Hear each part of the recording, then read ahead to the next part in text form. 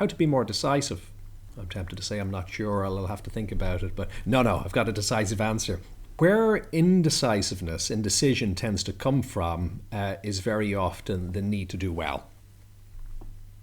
Because when there's a need to do well, then there's seemingly far more risk to making the wrong decision. And when there's far more risk to making the wrong decision, very often it's harder to make a decision. So we get a bit stuck in that way. So if you're driving down a road at a set speed, and you're having trouble deciding whether or not you should steer. If you imagine you're in that sort of position, this is a kind of a strange position to be in, because of course, if you really think about it, you're steering either way, whether you move the wheel or whether you leave the wheel exactly as it is. Either way, in a sense, steering is happening because we're moving at a pace. And life, I suppose, is something similar. We are on a timeline. We don't, unless you've got abilities I don't have, you don't get to pause time. It just continues. Stuff happens in life. Stuff happens in the world. So as a consequence of that, and this is a sort of a principle in various forms of meditation, and Eastern meditation particularly, where the idea is action and inaction are really two sides of the same coin, because not doing something is also an action. Something is happening in that moment, and that may or may not be the right or the wrong thing. So if you use that driving example, I think it's useful because it makes you realize that, well, whether I actually move the wheel or whether I leave the wheel in the position it's in, either way, a decision is being made in that moment. Now, that mightn't calm you. You might think, oh my God, I was indecisive because I was worried, and now I'm even more concerned about. But in a sense, that's necessary, though, because in a sense, the false sense of security we get from thinking that we can pause our life probably isn't helpful. It's probably a bit more useful to recognize that we're constantly making decisions in every moment.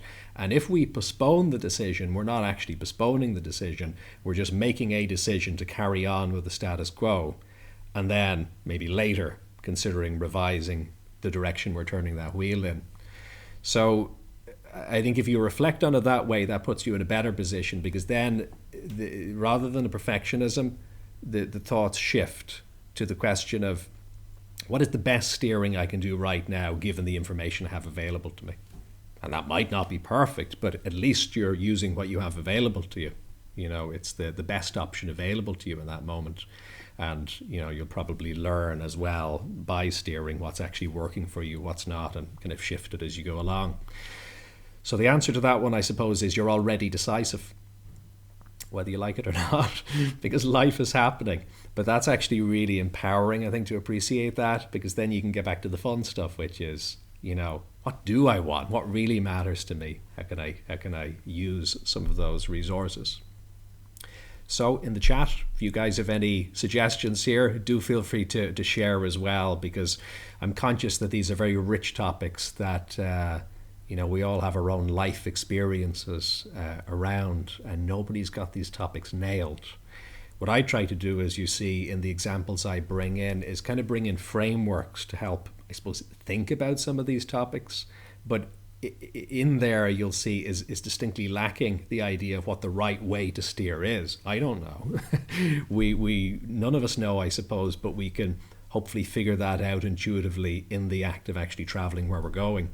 But I think sharing our own experiences can be a helpful way to, form a bit of a bigger picture there.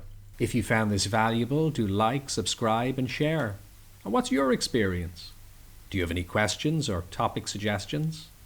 You can contribute in the comments, on social media using #BodyMindSelf, or at jfl.com.